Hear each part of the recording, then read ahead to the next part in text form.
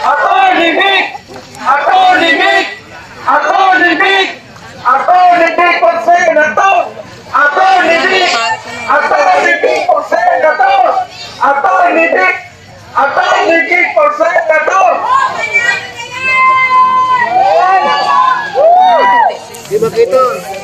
Kaya mga kasama! Mga kasama! Tingnan po natin si Attorney Dick Rodriguez for Senator, yung kanyang plataforma para sa taong bayan. Kaya tinatawagan po natin si Attorney Dick.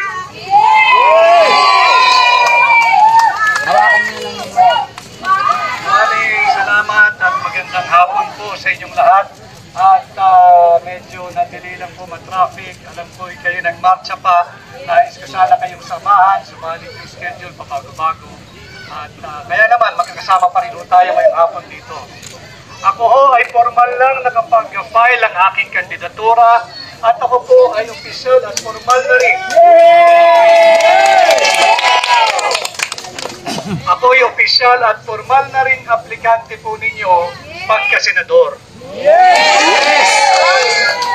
Narinig ko po ang inyong mga sigaw, narinig ko po yung inyong pag-iusap, narinig ko po yung inyong hiling na aking pamunuan ang tunay na oposisyon na siyang magsisiwalat sa kaliwat kanang katiwalian, korupsyon, droga at kriminalidad.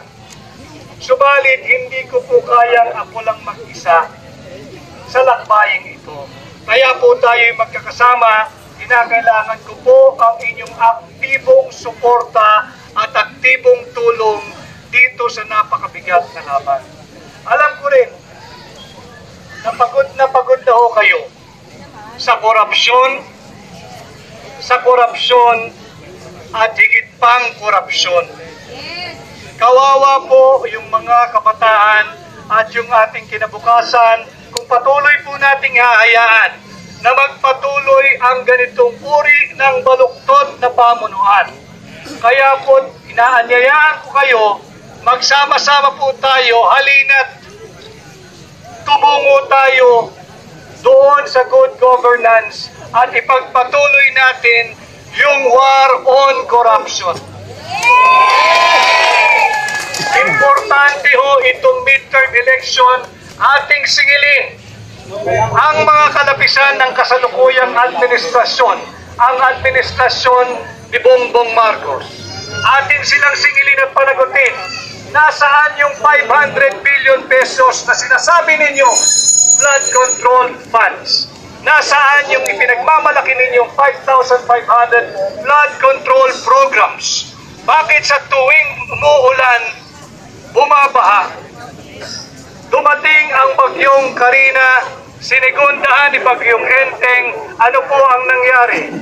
Ang malaking bahagi ng Luzon, ang malaking bahagi, kundi buong bahagi ng Metro Manila ay nalubog sa baha. Hindi ho ba kayo napapagod sa ganitong uri ng pamumuhay? Hindi ka pa tapos maglinis ng putik at tubig ulan na pumasok sa iyong bahay, meron na naman putik at tubig ulan uli na dala ng ulan, dala ng bagyo, dala ng habagat. Subalit ito po ang katotohanan, hindi po kasi nila ipinatupad yung totoong flood control programs at hindi po nila ginustos para sa benepisyo ng mamamayang Pilipino ang flood control funds. At kung sakasakali po maging matagumpay tayo sa labang ito, sisikapin ko po, unang-una, dalhin natin ang war on corruption sa Senado at sisikapin ko pong maipapasura ang resolution number 10 kung saan nagpapahintulot ng liquidation by certification o kung saan po yung pera ng bawat senador ay basta na lamang po nilang pipirmahan at wala nang tanungan pa kung saan napunta at kung paano ginastos. Ito po ay pera ninyo, ito po ay pera ng Pilipino, kaya wag po natin silang hayaang magpatuloy sa kanilang baluktot na pamunuan. Yun lamang po, maraming salamat at samahan po ninyo ako. As I have said inside the COMELEC tent, Let us not give up on our nation. Let us not give up on our country. Let us not give up on the Filipino people. Let us not give up on our fight and our war on corruption. Maraming salamat. Mabuhay ang Pilipino at mabuhay ang Pilipinas.